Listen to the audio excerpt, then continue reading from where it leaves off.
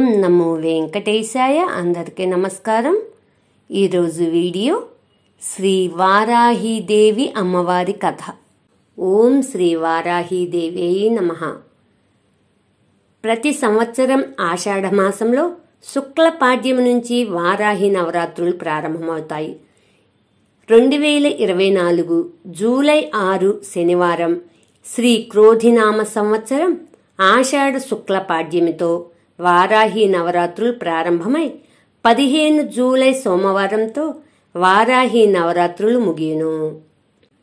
శ్రీచక్రంలో ఉన్న 9 చక్రాలలో 4 శివచక్రాలు, 1 శక్తి చక్రం వెరసి 5 చక్రాలతో పరివేష్టితురాలైన కిరిచక్ర రథారూఢ దేవత శ్రీ వారాహి. కిరిచక్రమనున్నది వారాహి యంత్రము, వరాహములచే లాగబడును. ఇట్టి రథమును అధిరోహించిన దేవతే శ్రీ వారాహి దేవత. ఆషాఢ నవరాత్రులు ఆ తల్లి అనుగ్రహం కోసం పూజించాలి. భూదేవి మరో రూపం వరాహస్వామి యొక్క స్త్రీ రూపం, లలితాదేవి యొక్క దండిని రూపం వారాహి మాత. ఈమె అన్యాయాన్ని ఎదిరించే, శిక్షించే దేవత, రక్షణ కలిగించే దేవత. వారాహిదేవి లలితా పరాభట్టారిక యొక్క సేనాని. లలిత యొక్క రథ, గజ, తురగ, సైన్య బలాలు అన్నీ వారాహి యొక్క అధీనంలో ఉంటాయి. అందుకే ఆవిడను దండనాథ అంటారు. అమ్మ స్వరూపాన్ని గమనిస్తే వరాహ ముఖంతో, అష్టభుజాలతో, శంఖ, చక్ర, హల, ముసల, పాశ, అంకుశ, వరద, అభయ హస్తాలతో ప్రకాశిస్తూ మనకు దర్శనం ఇస్తుంది. ఈమె వాహనం దున్నపోతు. ఉగ్రంగా కనిపించిన ఈమె చల్లని తల్లి. అన్యాయంగా, దౌర్జన్యంగా ఆక్రమణకు గురి కాకుండా దేశాన్ని కాని, కుటుంబాన్ని కాని, పొలాన్ని కాని రక్షించే దేవతగా తరాలుగా ఉపాసించబడుతుంది.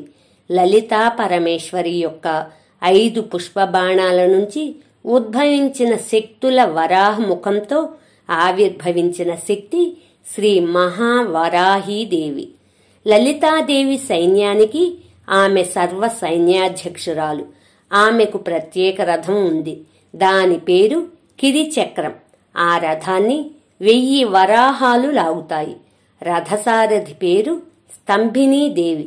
ఆమె రథంలో దేవతా గణమంతా కొలువై ఉంటుంది.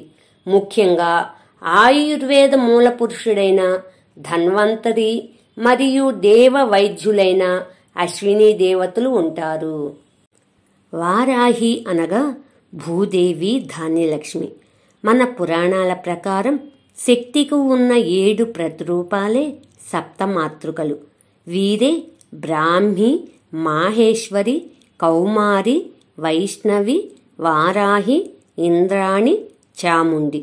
పూర్వం హిరణ్యాక్షుడనే రాక్షసుని సంహరించి భూలోకాన్ని ఉద్ధరించిన విష్ణువు అవతారమే వరాహమూర్తి.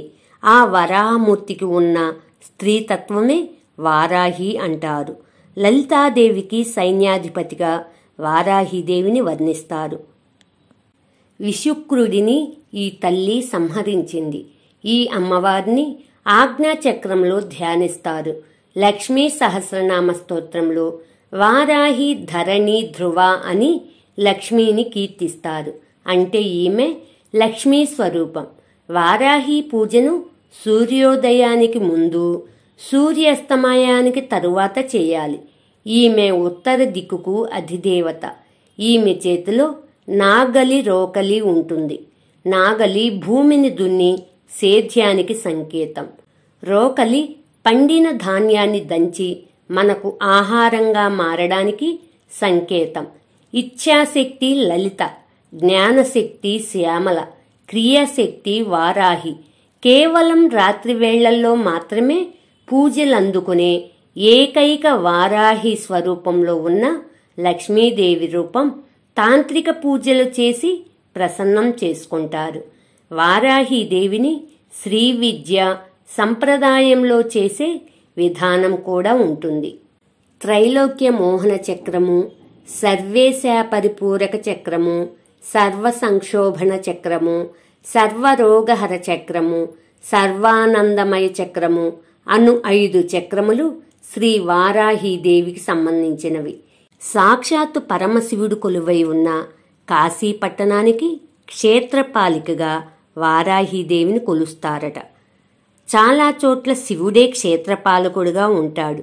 కానీ పరమశివునికే ఈ వారాహీదేవి క్షేత్రపాలికగా ఉందన్నమాట. అమ్మ నల్లని రాతితో వరాహ ముఖంతో నిండుగా ఉగ్ర రూపంలో దర్శనమిస్తుంది. ముఖ్యంగా ఈమెను ప్రార్థిస్తే అవమానాలు అనేది కలగనీయదు. శత్రు సంహారం, అలాగే రైతు క్షేమం కోసం చేసే పూజ వెంటనే అనుగ్రహిస్తుంది. పాడి పంటలు, నీటిని అనుగ్రహిస్తుంది. ఈ తల్లి మంత్రం సిద్ధిస్తే జరగబోయేది స్వప్నంలో ముందుగానే సూచిస్తుంది. పంచమి దండనాథ సంకేత సమయేశ్వరి సమయ సంకేత వారాహి పోత్రిని వార్తాళి శివ ఆజ్ఞాచక్రేశ్వరి అరిఘ్ని. ఈ నామాలు రోజూ తలుచుకొని నమస్కారం చేసిన ఆ తల్లి ఆశీర్వాదం దక్కుతుంది. ఓం శ్రీ మాత్రే నమః. Please subscribe, please like, share, comment. మరిన్ని శ్లోకాలతో నెక్స్ట్ వీడియోలో కలుద్దాం. ధన్యవాదములు.